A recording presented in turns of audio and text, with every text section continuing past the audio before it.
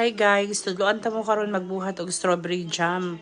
Lami jud pag ikaw sarili nimo gawa kay maano nimo ang sugar. So by the way, last spring nagpick up me og nagpicking me og strawberry sa isa ka farm tapos ako lang gibutang gi-frozen lang namo kay usay magbuhat milkshake.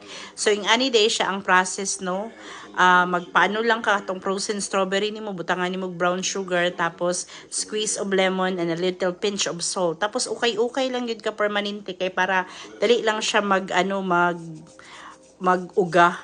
Tapos mo na siya ang atong mason jar atong gipakuluan pag wala may mason jar pwede po na ninyo paliton sa Walmart, daghan siya sa Walmart pag gusto ninyo magkaning. Pwede sa Pilipinas pwede po mo magbuhat ani lang ang process, the same lang gihapon pero different fruit pareha ng pineapple, mangga, pwede ninyo siya. So, gwapo pa din siya pang business ato pag magkabalo ka mag-jam lang dira. Yes, guys. Try ninyo ni.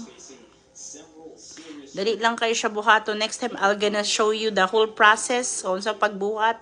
Wala lang yung quick time today, but I hope you like it. Please share. Thank you.